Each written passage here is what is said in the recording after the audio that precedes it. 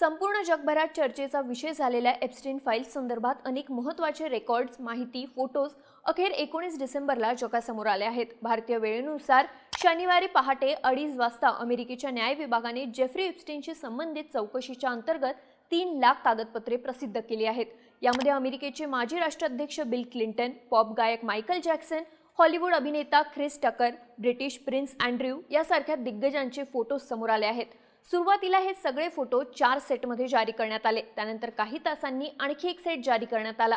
यात एकूण 3500 हून अधिक फाईल्स आहेत, ज्यात 2.5 GB पेक्षा जास्त फोटो आणि कागदपत्र आहेत। पण अनेक फोटोंमध्ये ते कुठे काढले आहेत हे स्पष्ट नाही। या खुलाशांचा किती मोठा परिणाम होईल हे अद्याप सांगता येत नाही। मात्र यामुळे कोण अडचणीत येऊ शकतं, या फाईल्समध्ये कोणत्या मोठमोठ्या नेत्यांची नावं आहेत, भारताबद्दल कोणती माहिती समोर आली आहे, या सगळ्या प्रश्नांची उत्तरं पाहूयात आजच्या या व्हिडिओतून। नमस्कार, मी दिव्या आणि तुम्ही पाहताय बोलभिडू। जेफ्री एप्स्टीन हा एक फायनान्सर आणि लैंगिक गुन्हेगार होता। त्याचा तुरुंगात मृत्यू झाला होता। अमेरिकेचे राष्ट्राध्यक्ष डोनाल्ड ट्रम्प यांनी 19 नोव्हेंबर रोजी कायद्यावर स्वाक्षरी करून एप्स्टीनशी संबंधित सगळी कागदपत्र 30 दिवसांच्या आत जारी करण्याचे आदेश दिले होते। त्यानुसार 19 डिसेंबरला ही कागदपत्र 5 सेटमध्ये प्रसिद्ध करण्यात आली। यामध्ये काही कागदपत्र ही अद्याप उघड करण्यात आली नाहीये। त्यामागे तपास आणि राष्ट्रीय सुरक्षेचं कारण अमेरिकेच्या न्याय विभागाने दिलंय।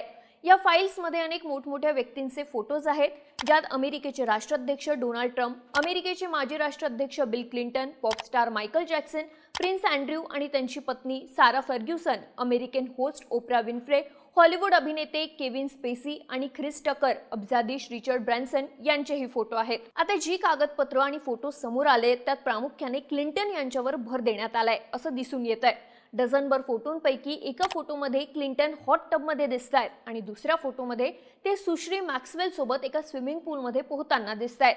एप्स्टीन आणि सुश्री मॅक्सवेल सोबत क्लिंटन हे त्या मोजक्या लोकांपैकी एक आहेत ज्यांचे चेहरे लपवलेले नाहीयेत। क्लिंटनवर लक्ष केंद्रित करून ट्रम्प यांच्याशी असलेल्या एप्स्टीनच्या मैत्रीवरून लोकांचे लक्ष हटवण्याचा प्रयत्न होतोय, असा आरोप सध्या अमेरिकेत अनेक जण करताना दिसतायत। बिल क्लिंटन यांच्या प्रवक्त्याने ट्रम्प प्रशासनावर स्वतःचं रक्षण करण्याचा प्रयत्न केल्याचा आरोप केलाय। प्रवक्ते एंजल उरेना म्हणाले, माजी राष्ट्राध्यक्ष बिल क्लिंटन यांना एप्स्टीनच्या गुन्ह्यांची काहीच माहिती नव्हती आणि ते उघडकीस येण्यापूर्वीच त्यांनी त्यांच्याशी असलेले संबंध संपवले होते। ते म्हणाले, ते 20 वर्षांपूर्वीचे जितके अस्पष्ट फोटो हवे तितके प्रसिद्ध करू शकतात, पण हे प्रकरण बिल क्लिंटन बद्दल नाही।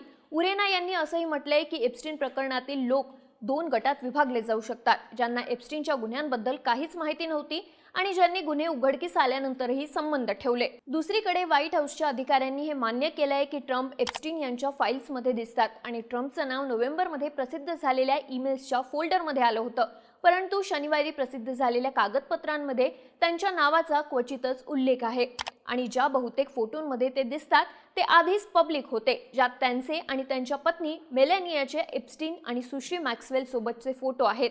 या संदर्भात आणखी एक माहिती समोर आली आहे, ज्यात जेफ्री एप्स्टीन त्याच्या मृत्यूच्या काही महिन्याआधी स्वतःला एक संशयास्पद आणि चिंताग्रस्त ईमेल लिहिला होता, ज्यामध्ये त्याने डोनाल्ड ट्रम्पचा उल्लेख केला होता। ईमेलमध्ये एप्स्टीनने दावा केला आहे की ट्रम्प वारंवार त्यांच्या पाम बीचवरील घरी यायचे। अध्यक्षांना अल्पवयीन मुलींवर होणाऱ्या लैंगिक शोषणाची जाणीव होती, असंही या मेलमध्ये लिहिलंय। या फोटोजमध्ये एप्स्टीनचा एक मुलीसोबत फोटो आहे, ज्यात एप्स्टीनच्या हातात एक चेक आहे। या चेकवर डोनाल्ड ट्रम्पच्या स्वाक्षरी आहेत।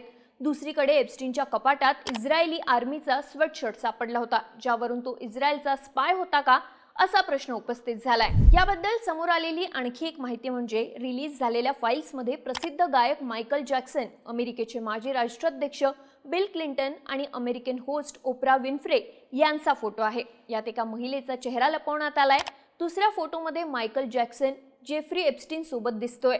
आणखी एक फोटोमध्ये जेफ्री एप्स्टीन अल्पवयीन मुलींसोबत दिसतोय, ज्यात 4 मुली जमिनीवर हात जोडून बसल्यात, तर एका फोटोत एप्स्टीनच्या मांडीवर एक अल्पवयीन मुलगी बसलेली आहे, तिचा चेहरा लपवण्यात आलाय।